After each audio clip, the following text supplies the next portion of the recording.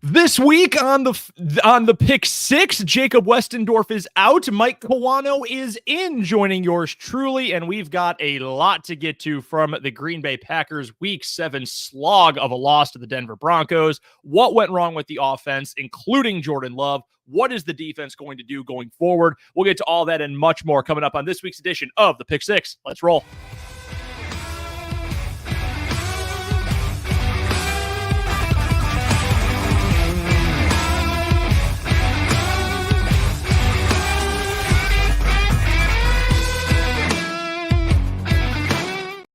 And welcome to the Pick Six across the Game on Wisconsin social media channels and wherever you get your podcasts. I am your humble host, Brendan Dworzinski. Our Jacob Westendorf is out on assignment this week, and we have been waiting for some elegance and some intelligence on this show for far too long, frankly, since Paul Brettel subbed in for me a couple of weeks ago when I couldn't make the show. So filling in for Jacob today, the one and only Mike Kawano joining us. You can find him on Twitter, X, whatever you want to call it, at Kawano Mike. You can also find him on the Ohana Packers Edition podcast, along with our guy, Iowa Joe, who I know we'll see in the YouTube comment section coming up. Yep, that's right. Joe is already in here, ready to go. And now, all right, we have a special guest host, apparently, that I was completely unaware of, but joining us from beautiful Winnebago County, Illinois, Jacob Westendorf is also in the room. I was told that it was just going to be Mike and I was getting ready for some actual football discussion. I was ready to have some actual breakdown, some intelligence here. And now you showed up, Jacob. Jacob Westendorf also here, writer for PackersCentral.com. Welcome to the show. What happened to not being here? I was supposed to go to the Penn State game this weekend and scout for some signals on the sideline, but apparently that's not legal. So I was told to stay home. So I figured I'd come here, and I wasn't going to let Kawano take all that by itself. So here I am, and Jordan Love stinks, and so does everything else. So I'm here to talk about all that nonsense. Yeah, we are indeed going to get to it. The triumvirate, we'll get to that throughout the show today. Again, offense, it is a mess right now. The defense is just as ugly as it has ever been, and the advanced stats back that all up. We'll get to Jordan Love in particular. Any comments you guys have in the YouTube feed on Facebook as well, please let those thoughts fly throughout the show today. But we start, as we always do, in perfect chronological order with this week's extra point. And I thought this was perfect for Mike, because Mike, graduate of the University of Michigan. I went from one Michigan co-host to another, and now I'm ending up with two Michigan co-hosts for the day, Michigan fan co-hosts. So I will start with you, Mike. Our extra point for today. Sell me on LaGrange Park, Illinois' own J.J. McCarthy. I won't hold it against him that he went to Nazareth instead of Lyons Township. That's fine. J.J. McCarthy, NFL prospect or not? NFL prospect. Cerebral quarterback. He's expanded on his game from last year. His stats aren't going to wow you just because Michigan's intent is to run the ball with Jim Harbaugh as head coach. That's what they want to do. They want to out-physical their opponent. But you've seen JJ's ability to manipulate the offense, go through his progressions, his read, and make good decisions this season. Improve leaps and bounds really from even where it was last year. He's made strides as a game manager, and just overall he's picking up more of the slack on offense, because this year more teams are even more stacking the box against Michigan's run game. Also, Blake Corum, Donovan Edwards have had slow starts to the season, both because they're coming off separate knee operations. So McCarthy has had more on his plate this season. He's answered the bell and more. He's not the front runner for the Heisman, per Vegas right now for nothing. There's substance to why he's put himself in that position so far this season.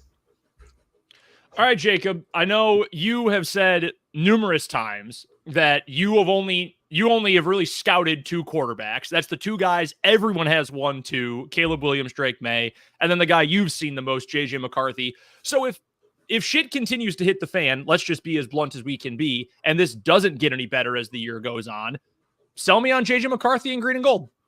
Jonathan James McCarthy was sent by our Lord and Savior, Jesus Christ, to atone for the sins of Brian Gutekunst and drafting a bad quarterback at the end of the first. No, in all seriousness, kind of just to echo what Mike has said, there's certainly still some Favre to JJ's game. You guys have probably seen the highlight of that little shovel pass thing he did to Donovan Edwards a couple weeks ago against Indiana.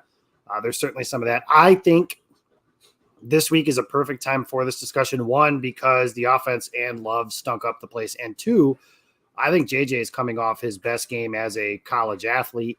The first touchdown pass he threw to Roman Wilson on Saturday night against Michigan State looked a lot like Aaron Rodgers, where he kind of escapes to the pocket, slides to his right, throws on the run, and it's right on the money to Roman Wilson in the end zone. He threw a laser to Colston Loveland on his back shoulder later in the game. I think the arm is there. The legs are there. He's a good enough athlete. And I think that the only thing about him that I'm really concerned about personally is that I think he's a string bean, man. He's skinny. To say he weighs 205 would probably be generous. I would like to see him put some more weight on just to be able to withstand that NFL beating. But I think, like Mike said, he's answered some of the questions, because the questions about him coming in the season were fair. Like, everybody and their mother plays 8 in the box against Michigan, and he's going to hand the ball off 35 times a game and throw it 10. Like, that's something that actually happened last year a couple different times. You know, the difference between what I thought were Michigan's chances to win a national championship between this year and last year and even 2021 is McCarthy's play and improvement on his NFL prospect, quite frankly. I mean, there are people a hell of a lot smarter than I am without the homerism attached to it. You know, Jacob Morley, Tyler Brook. I think Brandon Thorne today was talking about him, just the growth that he's had. And quarterback 3 is up for grabs, man. Like, you know, you mentioned those two guys, May and Caleb Williams. And then after that, it's kind of pick your flavor. McCarthy, Bo Nix, Shadur Sanders, Michael Penix. I'm probably missing a couple guys. But, I mean, between now and the end of the year, the only thing that's interesting about the whole thing is Tony Pauline and Greg Henson, two guys that are usually pretty well connected within Michigan circles right now, say that McCarthy will probably be in Ann Arbor next season instead of in the NFL. So we'll see what happens if he, you know, has a chance to win the Heisman Trophy and wins a national title, and they tell him like, hey, you'll be a top 10 pick. That would probably be a little different than, but who knows? I mean, Blake Corum was told to go to the NFL by his coach, and he's still playing in college football as we speak. So we'll see what happens, but he's as fun to watch. And, you know, Jim Harbaugh said a couple weeks ago that he thinks he'll be the greatest Michigan quarterback ever. I think he's well on his way to that as well. Skinny, middle name James, from LaGrange Park, Illinois. I could also be quarterback possibly for the Green Bay Packers next year. That's pretty much where the, you know, differences and similarities end for me and JG McCarthy. I knew there was going to be Michigan flavor on this show today, one way or the other. So I knew we had to get to maybe the next guy who's going to have to step in at quarterback. And we'll get to Jordan Love particularly in just a little bit of time. We'll get to his weekly performance review. But I think we've got to start, guys, with the offense overall. I mean, look, the fact that the Packers just cannot play offense in first halves is offensive enough. And I understand, you know, the quote that Tucker Kraft gave this week about how, you know, you see things on the field at the start of the game, and then you settle in and we're so young and you learn things for the second half. Okay. I mean, I guess there's something to that. And we've all seen the stats about how Jordan Love is so much better in second halves, and the Packers pretty much only score in second halves of games now. But one, that's not a way to live. I mean, you just cannot survive in the NFL only playing like that. And two, even when you're scoring more, the bar is so low because these first half performances have been just such dog water that it's not like they're coming out here and they look like the greatest show on turf. They still don't look good. They still don't look crisp. It just looks better than absolutely miserable. And to be completely frank, if you can only score 17 points, none in the first quarter, against what is by far the worst defense in the NFL, what does that say about your offense if that's all you're able to do? So, Mike, we'll go to you to lead this off. But what is it that stands out the most? I know everyone wants to blame somebody. It's, well, you got to blame Jordan Love. You got to blame the offensive line. The playmakers are too young. The coaching is awful. Does Adam Stenavich actually do anything? Like, there's so many different ways and angles where you can throw blame here. I don't know if there's only one thing you can point to. What jumps off the page? What jumps off the tape at you as why this has been not just bad, but so bad for so many weeks this season.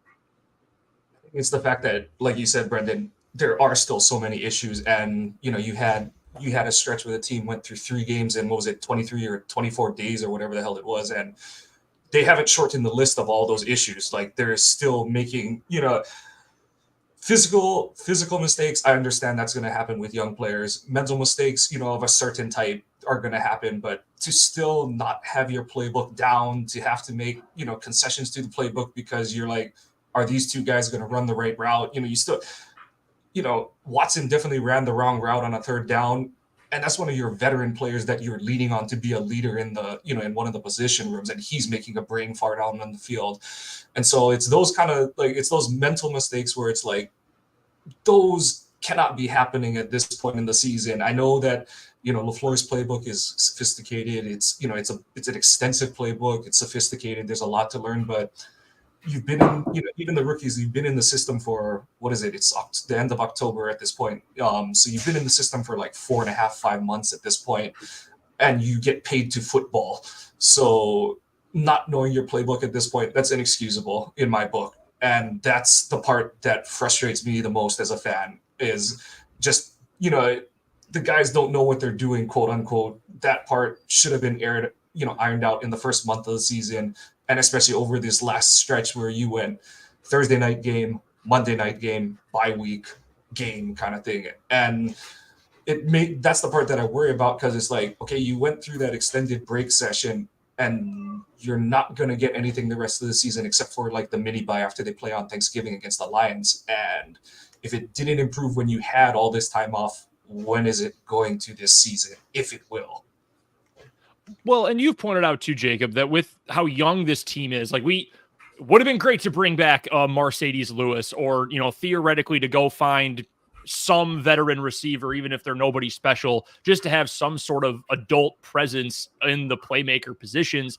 But you don't have that. Like, that's not there. And we're at a point this season where you're not adding that and it's suddenly going to change anything. So while you can make excuses like, Watson running the wrong route, or guys running the same routes, which is everybody who shares all 22 tape on Twitter has showed in the last 24 hours a clip of some combination of Packers receivers running the same route or ending up in the same spot, which is obviously a problem. And while you can say, look, they're young, there's complexities to this, you can give a little bit of grace for youth and inexperience. By the same token, this is what the Packers have. And that's not, you can excuse it a little bit more when you can then take them off the field, and then you've got, not even a Devontae Adams, but just some sort of veteran presence who's going to go out there and do things the right way, even if they're unspectacular. You don't have that. And that, I understand, puts more pressure on these guys. But in a year that is pretty much predicated entirely offensively on you're going to sink or you're going to swim, these guys are sinking. They are barely treading water at this point, and it's not getting better. And that's the thing that is the most concerning for me, is that we have talked on this show, I know Packers fans across the world have talked about it, that week 1 to week 18, can you show consistent growth? That's Love, that's the wide receivers, that's the tight ends, that's everybody. Can you show that you are improving, that you are growing, that you are getting better? And from week 1 to week 2 to week 3, there are some little things where you can say, okay, I get it, hiccups, ups and downs, whatever. We're through 7 weeks and it has not gotten better. It has not clearly improved. And that's the thing that is concerning. Yeah, it's not even that it hasn't improved. It's gotten worse. Yes. The mental mistakes and stuff like that, they obviously happened the first couple of weeks of the season, but they were putting points on the scoreboard. And albeit Chicago is not good, but Atlanta's defense is pretty good. And they scored 24 points against Atlanta and look like a competent offense at times. Like, they don't look like their touchdown. Both of their touchdowns on Sunday were, as to quote my good friend Ross Uglum, total gong shows. Like, the pass to Romeo Dobbs, I know that Sterator said it should have been ruled a pick or whatever, but even if it wasn't or whatever, and I saw he clarified today, fine. But that pass should have been intercepted. And then you've got the bounce ricochet off of, and this is where it's it's not, play 1 is Jordan Love's fault, right? Pass should have been intercepted. Play 2, the touchdown to Jaden Reed, that's Romeo Dobbs' fault. You just mentioned Watson and them running wrong routes. Well, now Romeo Dobbs is supposed to be your steady veteran. And I got people that yell at me all the time on the internet because I'm not so sure how good he is, that they say he's wide receiver 1. And it's the concern I have at this point is I said Watson was their best receiver. I don't know if any of them are good at this point. Like Watson's not making any plays. He said that himself after the Raiders game. Dobbs doesn't separate and doesn't make contested catches. I know he made the one in the end zone, but for the most part, really hasn't worked out that way. Yep. Jaden Reed's a rookie. He's going to bounce in and out. Like this whole thing should have been KISS. Keep it simple, stupid. Like these guys are young and you're asking them to learn things on the fly to the detriment of the entire team and misusing players. Mike talks about this probably once every 10 seconds. And Mike talks a lot. I understand that. But when you pick up some of the stuff that he says, asking Luke Musgrave to be George Kittle or Martellus Bennett or, name that Jermichael Finley, run that tight end in the flat, break 3 tackles. And like, that's not him. He's to run like a deer and run past people. And they don't ask him to do stuff like that either. And I don't understand why. And it all ties together. Like I said it in my post-game story on Sunday is this offense does not have a redeeming quality. Even shitty offenses have something that they do at least okay. Green Bay doesn't throw short well. They don't throw deep well. They don't pass block well. They don't run block well. And as a result, they can't run the football well either. So when you're asking, what are they supposed to do? I don't know what the answer is either. And that's where it's tough on people want to blame Matt LaFleur and scheme and play calling and blah, blah, blah. And I really do. I think that's mostly a byproduct of people wanting to just believe everything is fixable by call better stuff. And it just isn't. Like Green Bay isn't going to be better by just calling better stuff. That will help, but they've struggled immensely. And if you want me to get to like, what's the biggest problem? I just published a story about this not that long ago. The spine of the offensive line, Elton Jenkins, Josh Myers, John Runyon. John Runyon has allowed 10 pressures. Myers and Jenkins have allowed 6 apiece. None of them have an above average run blocking grade due to Pro Football Focus. So they cannot run block. And that matches the eyes too. So if you don't like PFF, that's fine. Tell me that matches the eyes. They can't run block. They don't pass block. And then you add in, I haven't even gotten to the tackles. Rasheed Walker has given up 13 pressures. So between, those two guys, that's 32 pressures. That's a lot, or that's probably bad math. 35 pressures. That's bad. Like, so Jordan Love has no time to throw. They can't run the ball. And when Jordan does have time to throw, he throws the ball 6 inches behind his given receiver. Again, it's tough. They've scored 13 points in the first half this season. They haven't scored a touchdown since Chicago gifted them a short field on the first drive of the season. That's it. They don't do anything well. And it's hard. And I don't know what the answer is, but I do know that they have 11 games. This entire group has 11 games guaranteed, in my opinion. And I'm sure we'll talk about this later to figure that out. Well, and to, the call better stuff or, just get the ball to Watson. Like I caught myself saying that on Sunday. Like clearly the vertical passing game is not working right now. So find a way, jet sweep, touch pass, receiver screen, which also has not worked at all this year. Like just find a way to get the ball to 9 or get, quick hitters, get it to Musgrave in space. All this stuff is great, but what makes you believe they can do that? It was Andy Herman, I think, who was breaking down some clips from the coaches filming the game. And Mike, I think you even responded to this on Twitter, that they were showing just a pretty simple run concept. And Aaron Jones, another guy, get 33 the ball as much as you can while he's on the field. Yes, obviously, what team wouldn't want to do something like that? Simple run concept inside, everything schematically blocked up well, and Runyon just completely blows his assignment, just completely whiffs on the block. Jones ends up getting hit in the backfield, ends up being a gain of nothing or a short pickup when it could have certainly been a chunk bigger than that. It's not just, and this is sort of what I was alluding to earlier, that you can't just pin it on Love or the line or the receivers or the running game or the run blocking or the play calling or preparation that comes from LaFleur. It's the fact that it's all of it contributing. And when you get to a point where you can't even say, let's just dumb this down to the lowest level because even that dumbed down stuff isn't working, you're at a point where there's not really a switch you can flip or a tweak you can make where all of a sudden, hey, it's going to get better from here. You just kind of have to hope is not the best way to put it, because I know these guys are professionals and they're putting the work in day after day to get better. but you sort of just have to hope everybody gets better over time, because if they don't, there's no clear fix for this. And it's not like Bakhtiari's not coming back. We know he's not coming back. The offensive line's not going to get that boost this year. These are the guys you've got. And without just seeing clear linear progression, or frankly, exponential progression at this point, it's just not going to come between now and the first week of January. Yeah, and this is where I've been arguing for years. Good enough isn't good enough. Like, we have to stop as a fan base just saying, well, we got that guy and he'll be fine. Well, fine is not the goal here. And look around the league.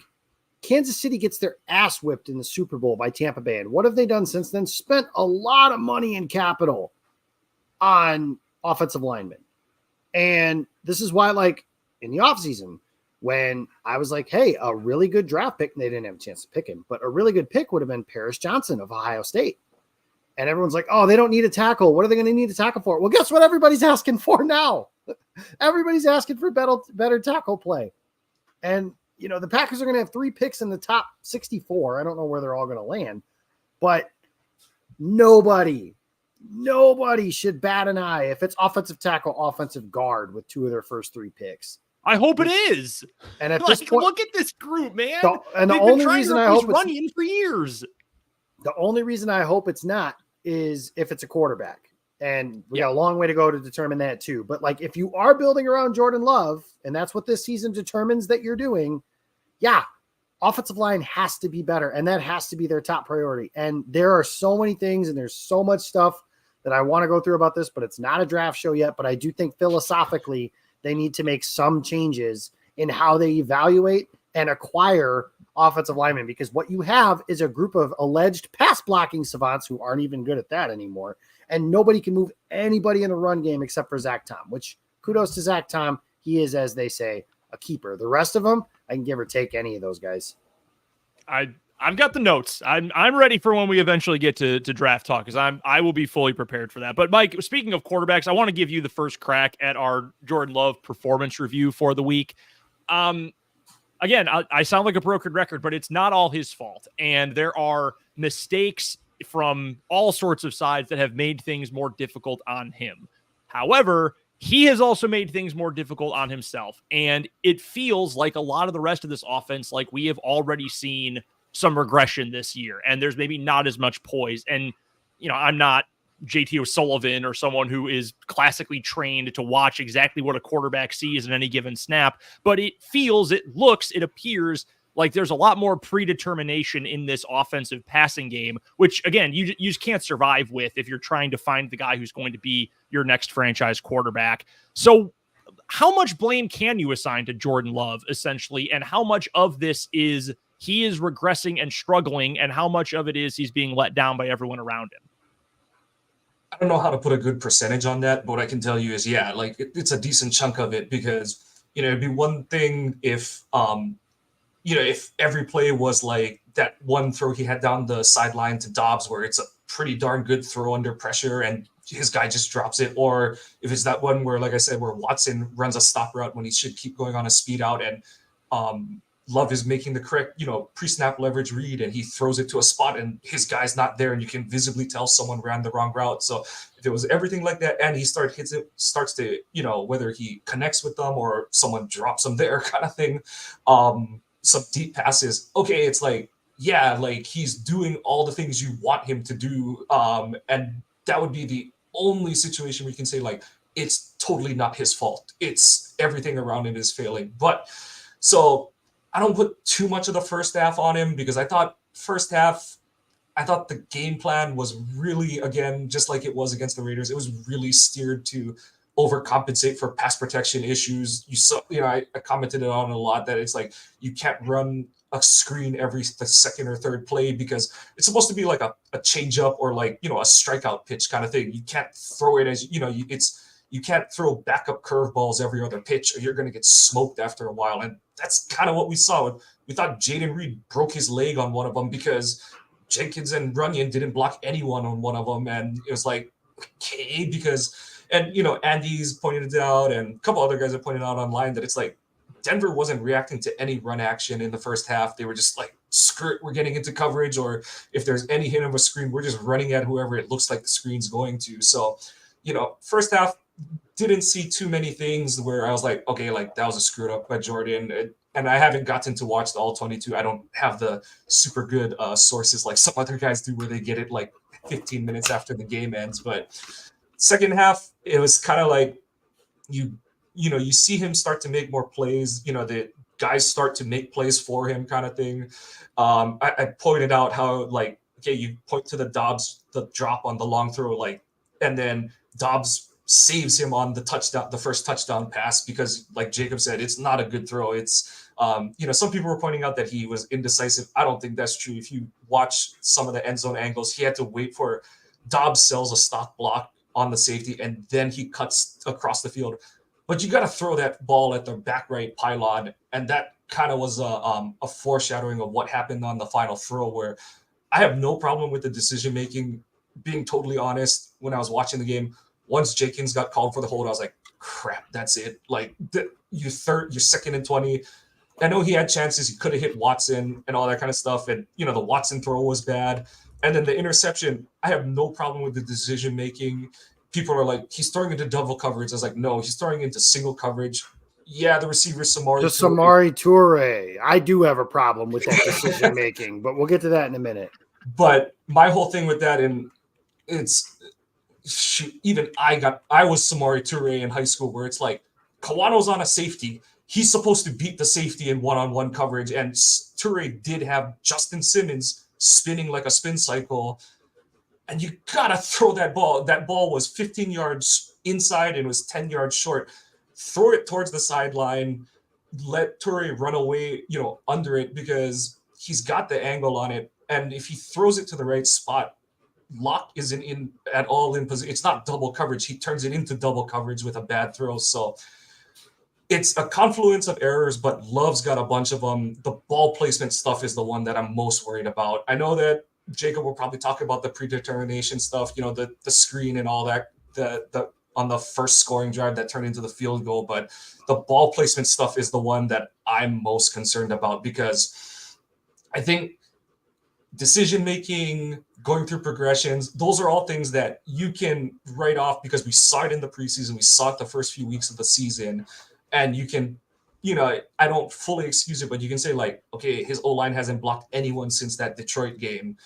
And anyone's going to get skittish when you have someone in your face in a second, kind of thing. But the fact that he's scattershotting on throws to all levels of the field, that's the part that worries me most. And I don't know if that's going to get better as the season goes. Yeah, I mean, I keep seeing, and I know a lot of it is wish casting, and I know a lot of it is wanting Jordan Love to be good. So the expectation is that he is going to get to a point where this is better. But I don't know. I mean, how much I think decision-making can certainly improve. I think there are elements of what Love has struggled with so far that can improve, but I don't know. Like, can you improve upon just not being able to put the ball exactly where you plan to? It's like baseball. And I know someone already mentioned, our pal True North, in the YouTube comments, that this is going to lead to Yankees talk. But like, it's like a pitcher. Like, some guys are, who is the Cardinals? Jordan Hicks. Like, you could throw 106 miles an hour and it's incredibly hard to hit. You also don't know where the ball is going. You might throw it into the backstop regularly. You just have no control over it. How much can that at this age, at this part of your career, can be fixed? And I'm sure, Jacob, because I know you want to touch on the fact about, how much you love Samori Toure right now. Like, how much of that is also the fact that maybe there's not a ton of chemistry there? How much of it is the fact that he is struggling, but maybe the guys around him, not that they're letting him down like I asked Mike, but maybe there's just a problem with the kind of connection he's got with those guys who are out there? Yeah, on that play specifically, I think that's all Jordan Love. And I think that because you saw the play to Watson to end the Raider game, we've seen anytime he's put the ball in the air over 15 yards. Like, I mean, I think the number is he's 6 for 27 on passes that are 20 air yards or more. Like, it's not good. Whatever the situation is, it's not good. And then you couple that with some of the decision making. Like, yes, Maybe they did have that dialed up, and that's the right play and the perfect play for the situation and all that good stuff like LaFleur said it was and Love said it was after the game. I mean, maybe, but I don't see how that was the case. And you look at there are other guys that had the capability. Like, it's funny because I promise you, if this quarterback was wearing a number 12 and the game ended the way that it did on Sunday, we would be saying, oh, he played hero ball and tried to win the game instead of just running the offense. And our favorite quote, on this show. God, I hate that. I hate it so much, but that's another point for another day. The problems with Love is the ball placement on the deep ball is terrible. The ball placement on kind of some intermediate stuff is terrible. And even the short stuff, like Luke Musgrave, they have an out route to him and Love doesn't hit him in the chest. He throws it over his head. And maybe that's a depth thing. Maybe that's some stuff that, we can't fully understand, and Love is in the right on that, but it doesn't look like that to my untrained eye. And we can make as many excuses in the world as we want for Jordan Love. And I understand. I want the same thing you guys do because it is much easier to build this team if Jordan Love is good, but I don't know if he is. And coming into his draft, these are the same talking points that I would have had 4 years ago when they drafted him. And I'm having them 4 years later. So can those things change? I honestly don't know. And maybe the way the Packers built the team has set him up to fail for sure. But I know I wrote about it and Ross Uglum tweeted about it, basically saying it's time to start thinking about the next quarterback. I'm not fully ready to go to that and say his career's over, it's done, whatever. But for everyone saying, oh, he's got 28 more games to prove himself, he better not. Nope. He better have only 11, because if these 11 look like the first 6, math. If these 11 look like the first 6, it's time to find a new quarterback. And he should not be guaranteed a second season just because. It's not fair. That was one of those things in my mentions after I wrote the article that I thought was asinine. Like, oh, you only want to give him 17 games. Well, yeah, unfortunately, that's the situation the Packers put themselves in by having him sit for 3 years. The whole purpose of that was kind of so he could be good right away. And he hasn't been. Now he has 11 games to change that narrative. 11 games. And the contract matter comes into play too, because it's not like you've got him locked up for another 3 or 4 years. I mean, if he can't prove it to you this year and you go into next year saying, well, we're going to stick with him as the guy, and the dress rehearsal for the rest of his career is going to last another 17 games. Well, then what? What if he fails that? Are you just willing to punt on another season? Like, that's the part I don't understand. Are you just willing to punt on 2024?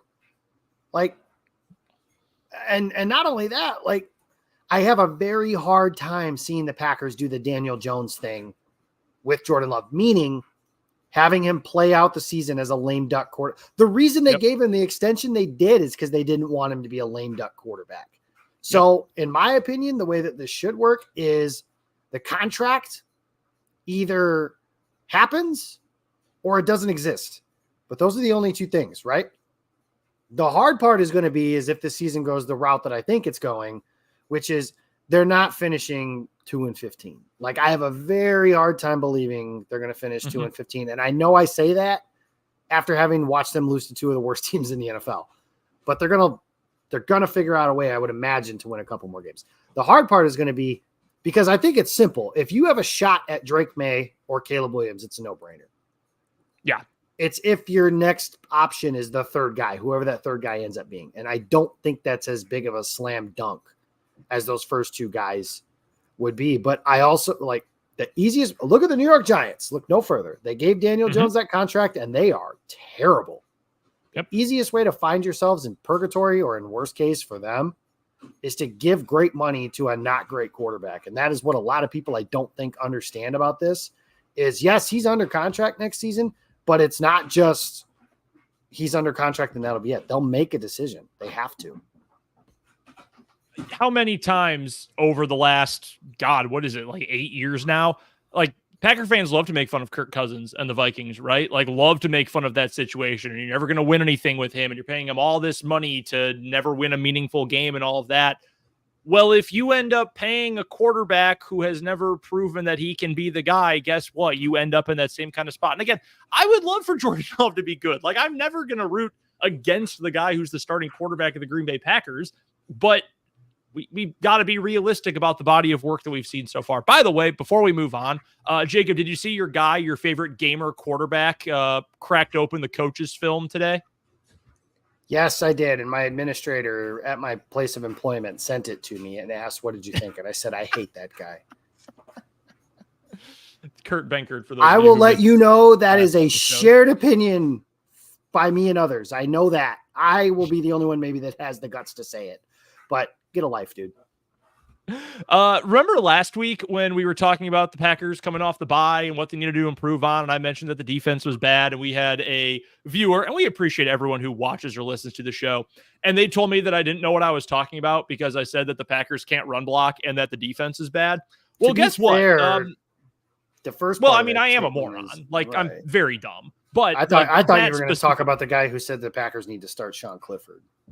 No, it was the same guy. It was the same gentleman, because I also said the Packers will never start Sean Clifford. And he also told me I didn't know what I was talking about for that, which is quite a take. And I hope you enjoyed your Tiki Torch rally. Anyway, the point I was going to make about the defense is that, and Ross Uglum, who you mentioned earlier, Jacob, he made a point about this too. Like, don't let the points per game allowed fool you into thinking that suddenly this is a good defense. And it's not like the Packers are first in the NFL in that category anyway. They allowed over 7 yards of play to a miserably bad and horrible vibe-ridden Denver Broncos team. You want to look at the math, you want to look at the advanced stats for this. How about EPA per play? Packers 21st in the league.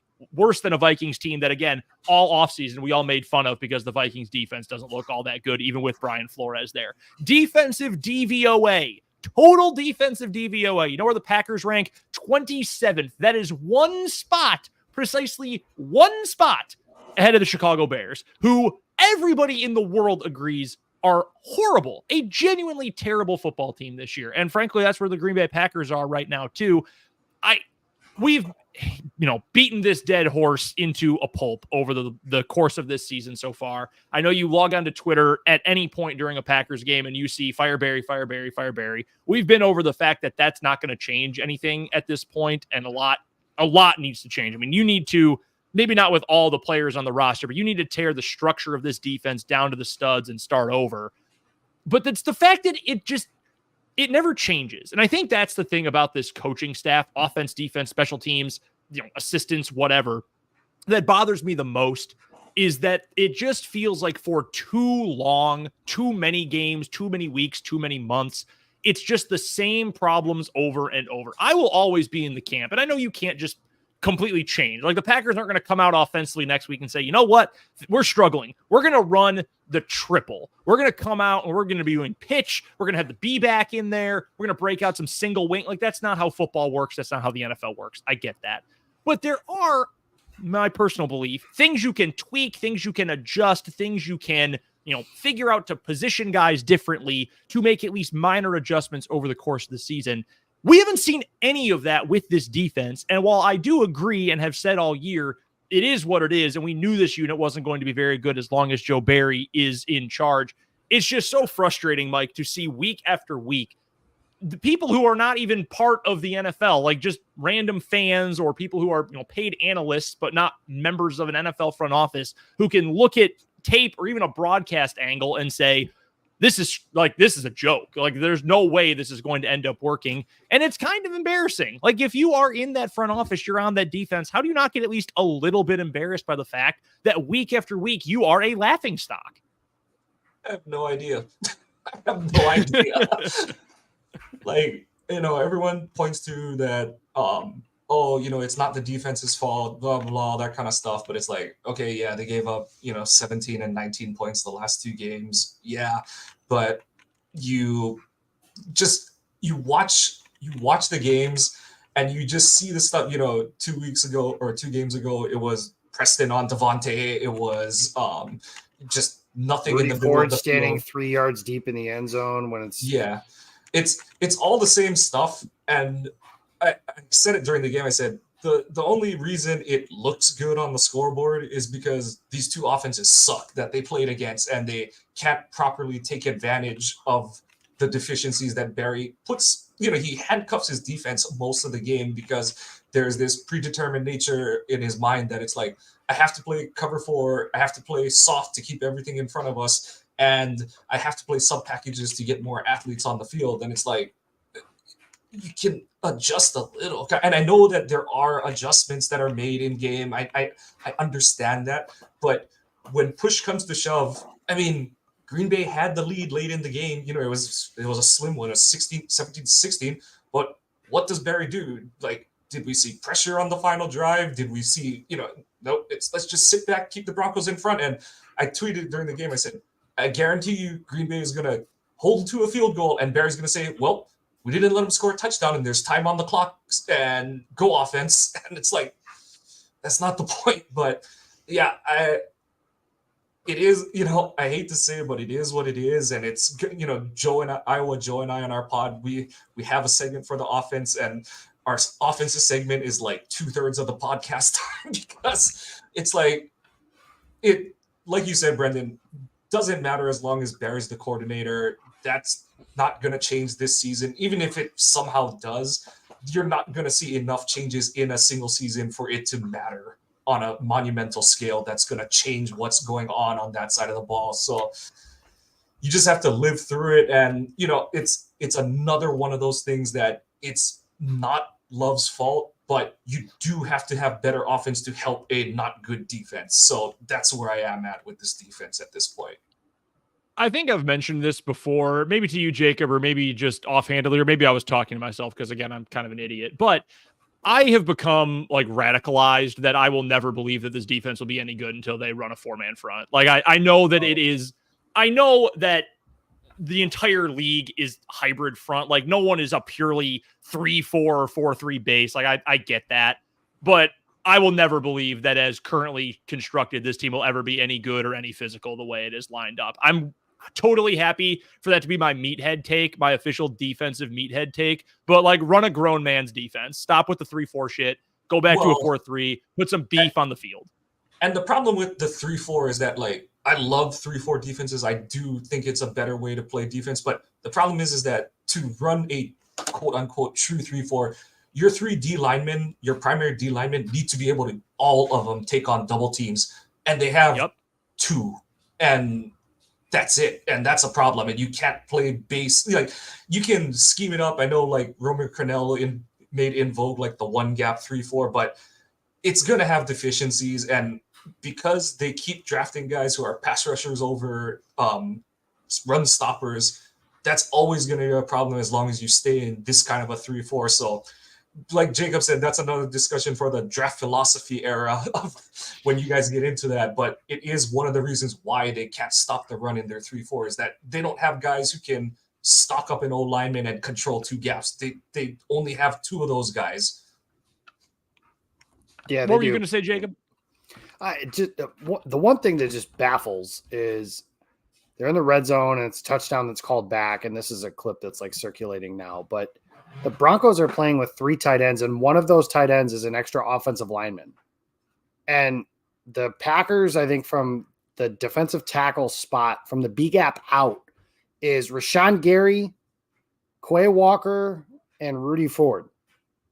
Like, on what planet is that a good? Like, I'm an idiot. I know nothing about anything. And I know that's a bad, like, you're outflanked right from the jump.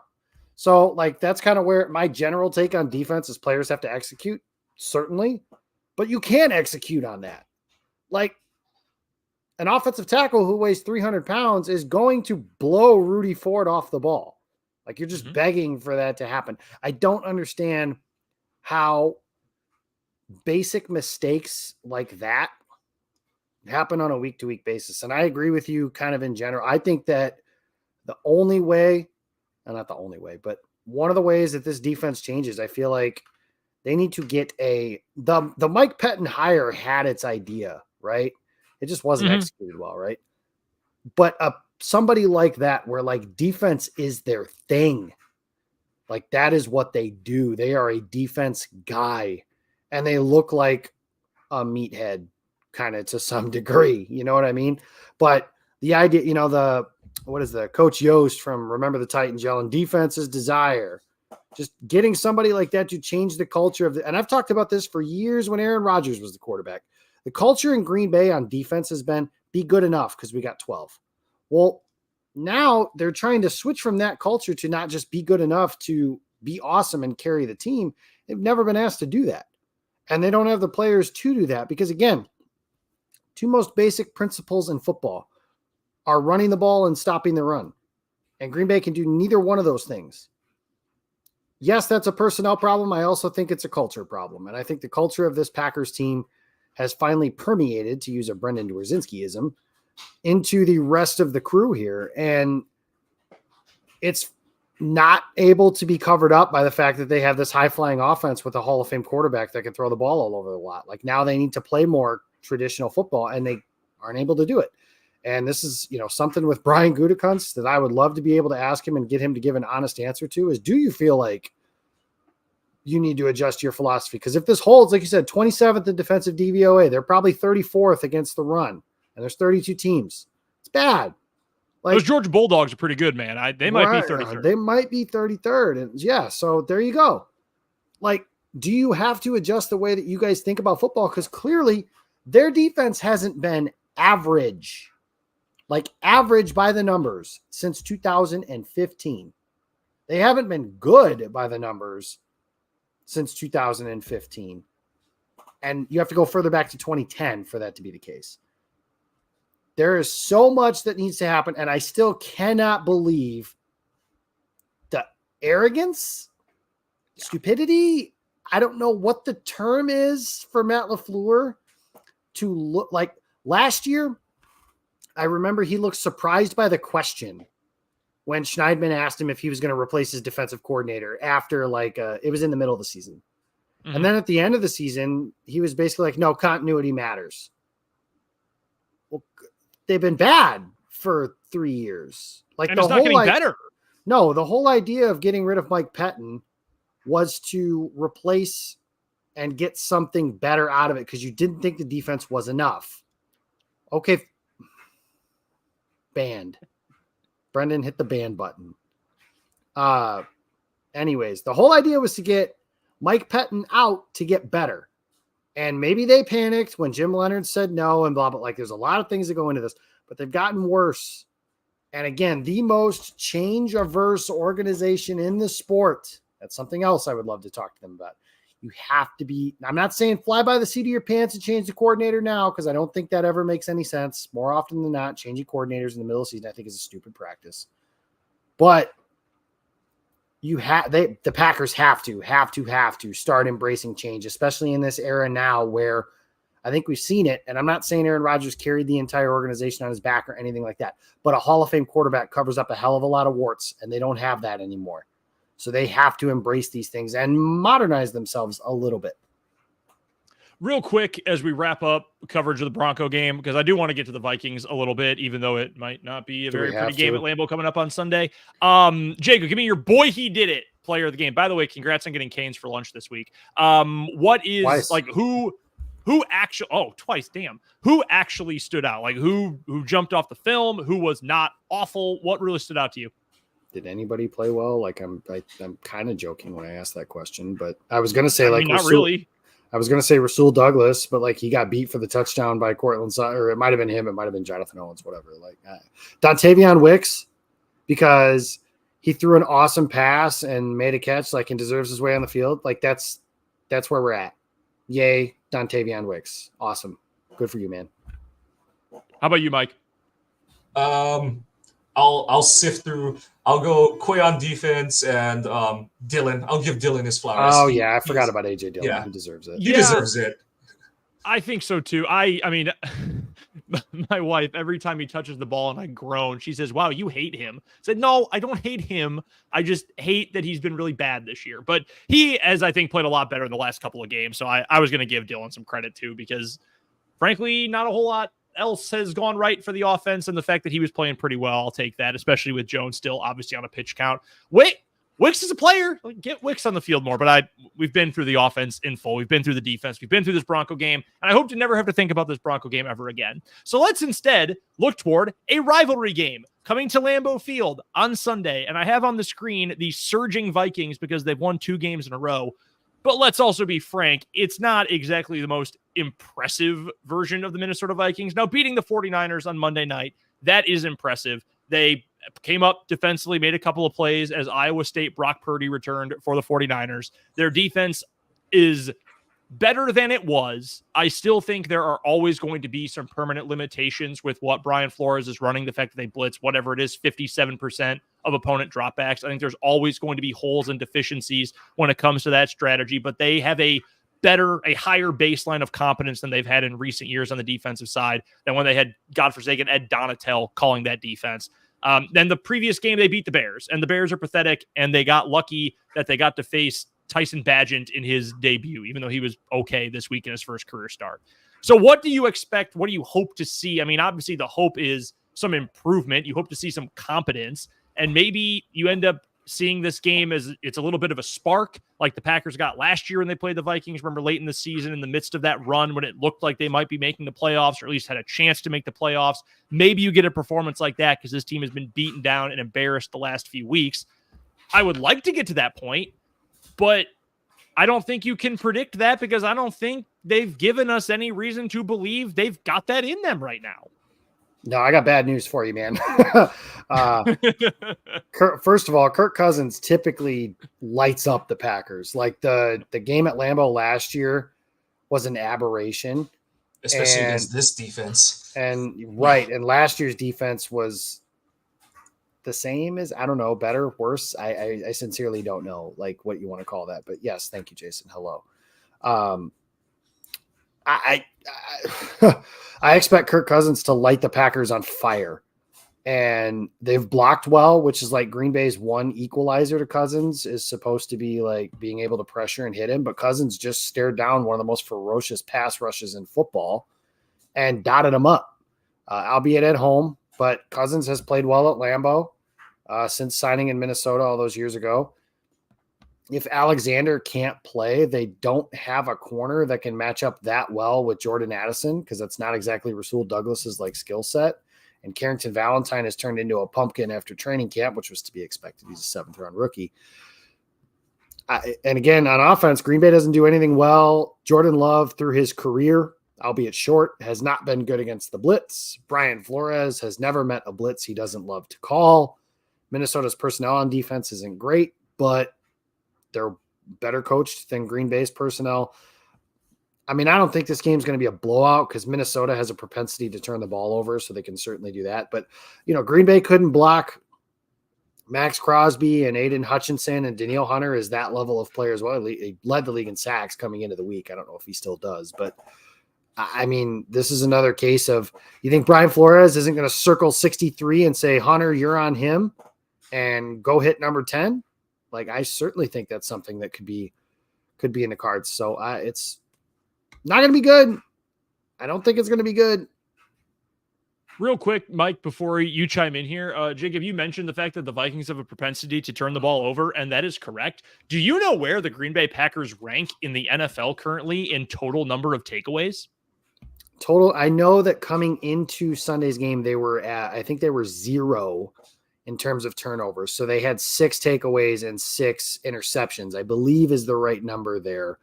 So Love threw a 7th interception. They should be -1 in turnovers right now. They're actually -2 in the turnover margin. They have through 6 games, 5 takeaways. That is tied for 27th in the NFL with the Titans, the Raiders, the Rams. In fact, actually, that's tied for last because I didn't see the one from the Panthers earlier. So yeah, Packers, Titans, Raiders, Rams, Pats, Panthers. That is the company that the Packers keep right now, and that makes me more sad than anything. So, Mike, I didn't mean to jump in front of you there, but just a little more context into just how miserable this start of the season has been. Yeah, I mean, like Jacob said, it's probably going to be kind of like that Lions game where if this O-line doesn't figure it out, like we said during the review, I don't know what they're going to change going in. seem willing to make, the wholesale changes. They did it during the bye, and I don't see them doing it not in a bye week. So if they don't play better on the O-line, it's going to look like that first half of the Lions game, but it might for the whole game because, like Jacob said, Flores is just going to keep blitzing, and if we don't hit anything to counteract some of that, it's going to get ugly fast in that game come Sunday. All right, let's get to our game picks for the week. And I actually have to make a quick addendum to our notes because this game has not only jumped the fence in the last 24 hours since I put together the notes for the show, it has swung a full 3 points. We are now at Vikings minus 1.5 points. Vikings are laying 1.5 points on the road at vaunted Lambeau Field. We can have that discussion another day too. The total is down to 42.5 for this game as well. Mike, I will let you do the honors here. Do the Packers cover? Do they win? Do we have any sort of points in the first half? Maybe the first half over under team total is this number we should give right here. So you've got to be at what, like 8.5 at this point. Mike, what's going to happen on Sunday's game? No.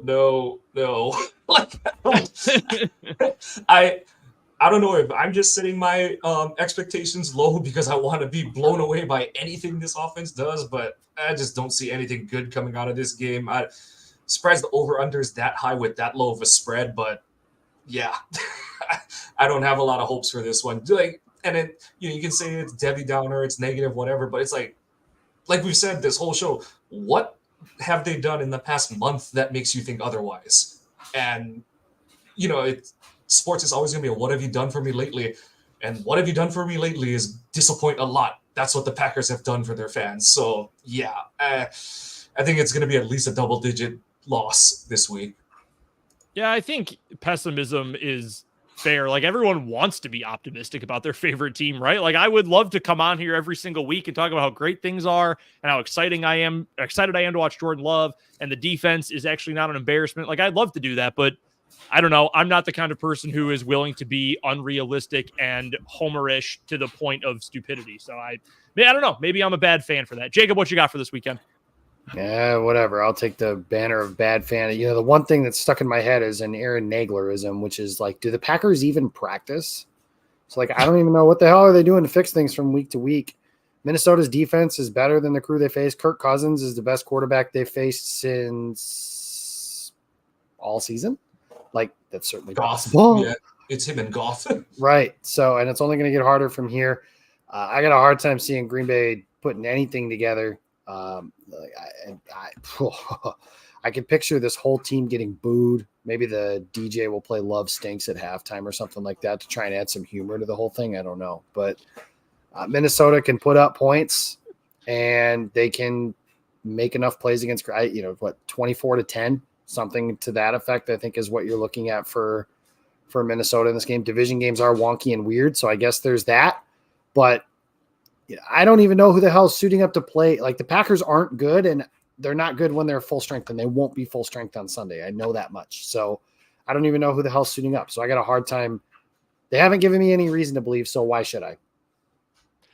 The comment about the PA music made me think of the time that Alabama had to fire their music guy because they played Son of a Preacher Man and Take the Money and Run when Cam Newton came to town. I will always hate Cam Newton, by the way. He bludgeoned my beloved South Carolina Gamecocks in the SEC title game that year. Michigan State's PA guy did that this weekend. They were playing Signs by Tesla, and they lost. Did they really? Yeah, and they lost 49-0. I don't know if it's 0 points bad, Michigan State. Russell Brown, what's up, homie? Look, real quick, I will just say this. You should never have more Hitler displays on your Jumbotron than points scored in a game. How is that not off limits? Who didn't sit there and just go bad idea? Yeah, probably not the best. Real quick, because we got to get out of here before we get frozen out tonight. I'll go Vikings. I'll say they pick up the win. Give me 28-10, 28-13. I would love for it to be better than that, but frankly, I can't see it happening at this point. We will hope for the best. We do want to give a big shout out to our friend Mike Kawano for joining us on the show. You can find Mike on Twitter at Kawano Mike. Go check him out on the Ohana Packers Edition podcast with our guy Iowa Joe as well. Mike, thank you for adding some class to the show. We desperately needed it. Still looking for what you're talking about, but I'll appreciate the invite. We will be back coming up next week, hopefully to recap a little bit better news on the Green Bay Packers for our special guest host, Mike Kawano, and for my regular partner, Jacob Westendorf. I'm Brendan Brzezinski. This has been the Pick Six. Stay tuned to the Game on Wisconsin social media channels. The Freezer's coming up next. Make sure you check out the podcast as well, wherever you get your podcasts.